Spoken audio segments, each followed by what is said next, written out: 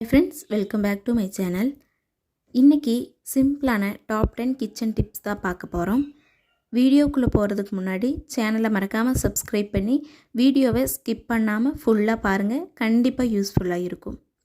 Tip number 1, case ஸ்டவ்வில் flame வர இடத்துல இருக்கிற சிம்னி எப்போவுமே அழுக்காக பிளாக்காகவே இருக்கும். இதை க்ளீன் பண்ணுறதுக்கு நல்ல அகலமான பவுல் எடுத்துகிட்டு வினிகர் இல்லைன்னா லெமன் ஜூஸ், இதில் கொஞ்சமாக சோடா உப்பு சேர்த்தும் போது இது ரெண்டும் ரியாக்ட் ஆகி பபுள் வர ஆரம்பிக்கும். இந்த டைமில் சிம்னியை உள்ளே போட்டுட்டு நம்ம யூஸ் பண்ண லெமனோட தோலையும் போட்டுட்டு மூழ்கிற அளவு தண்ணி ஊற்றிக்கலாம்.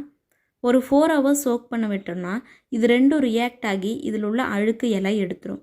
அதுக்கப்புறமா உள்ளே போட்ட லெமனை வச்சு நல்லா ஸ்க்ரப் பண்ணிவிட்டு நம்ம யூஸ் பண்ணாமல் வச்சுருக்கிற டூத் ப்ரஷில் கொஞ்சமாக சோப் எடுத்து இன்னொரு டைம் நல்லா க்ளீன் பண்ணோம்னா க்ளீன் ஆயிரும். இதை வீக்லி ஒன்ஸ் மட்டும் செய்யுங்க. கண்டிப்பாக அப்படியே க்ளீனாக மெயின்டைன் ஆகும். டிப் நம்பர் 2, நம்ம துணிகள்ல எல்லாம் யூஸ் பண்ணுற பூச்சிக்குண்டு இருக்கும்.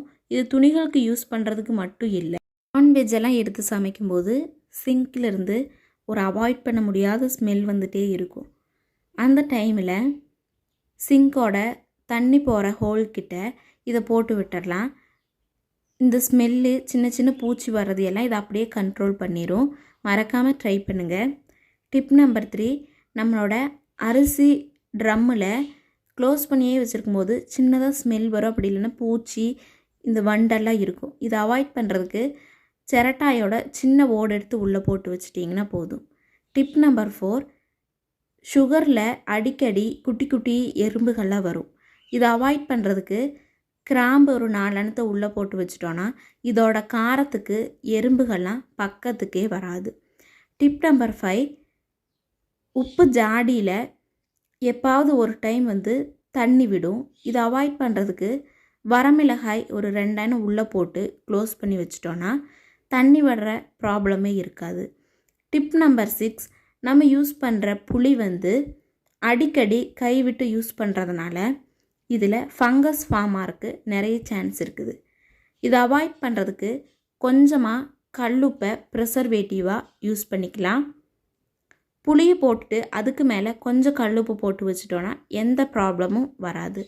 டிப் நம்பர் 7, நம்ம யூஸ் பண்ணுற oil bowls, oil can, oil பாட்டிலெல்லாம் எவ்வளோ தான் க்ளீன் பண்ணாலும் எண்ணெய் பிசுக்கு நம்ம கையில், நம்ம க்ளீன் பண்ணுற அந்த ஸ்க்ரப் பேடில், நம்ம க்ளீன் பண்ணுற இடத்துல எல்லாம் இருந்துகிட்டே இருக்கும். இதை அவாய்ட் பண்ணுறதுக்கு க்ளீன் பண்ணுறதுக்கு முன்னாடி வீட்டில் உள்ள ஏதாவது ஒரு மாவு, கோதுமை மாவு, அரிசி மாவு, மைதா மாவு, இது மாதிரி ஏதாவது ஒரு மாவை வச்சு ஃபஸ்ட்டு நல்லா ஸ்க்ரப் பண்ணிடலாம். இந்த ஆயில் எல்லாம் இந்த மாவு இழுத்துரும். அதனால் பாட்டிலில் இருக்கிற ஆயில் எல்லாமே போயிடும். அதுக்கப்புறம் தண்ணி வச்சு ஒரு டைம் க்ளீன் பண்ணிவிட்டு இன்னொரு டைம் சோப் போட்டோம்னா போதும், நல்லா பளபளன்னு க்ளீன் ஆயிரும். இதை கண்டிப்பாக யூஸ் பண்ணி பாருங்கள்.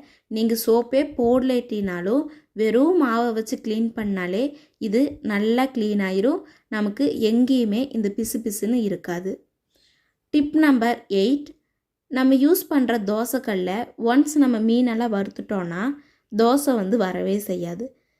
இதை சரி பண்ணுறதுக்கு இது மாதிரி வேஸ்ட்டாக போகிற எலுமிச்சம்பழத்தை எடுத்து வச்சுக்கலாம். இதை 2ஆக கட் பண்ணிவிட்டு இதோட ஜூஸை ஃபஸ்ட்டு நல்லா பிழிஞ்சு விட்டுட்டு இதில் கொஞ்சமாக சோடா உப்பு போட்டோம்னா இது ரெண்டுமே ரியாக்ட் ஆகி இதில் உள்ள அந்த மீனோட பார்ட்டிகிள்ஸு, அழுக்கு, இது மாதிரி உள்ளது எல்லாமே இது ரெண்டும் எடுத்துரும். அதுக்கப்புறமா இந்த தோலை வச்சு நல்லா ஒரு ஸ்க்ரப் கொடுத்துக்கலாம். ஓரங்கள் எல்லாம் நல்லா தேய்ச்சி விட்டோம்னா தான் நம்ம எப்போ தோசை ஊற்றினோம்னாலும் நல்லா தோசை பெருசாக வரும், ரோஸ்ட் மாதிரி வரும். டிப் நம்பர் 9, நம்ம தோசையெல்லாம் ஊற்றுறக்கு எண்ணெய் யூஸ் பண்ணுற இந்த சிலிக்கான் ப்ரஷ்ஷில் எப்போவுமே பிசுக்கு இருந்துகிட்டே இருக்கும்.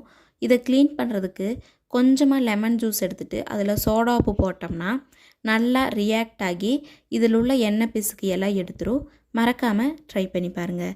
Tip number 10, last but not least, எல்லா டிப்லேயும் வச்சு சூப்பரான டிப் இது தான்.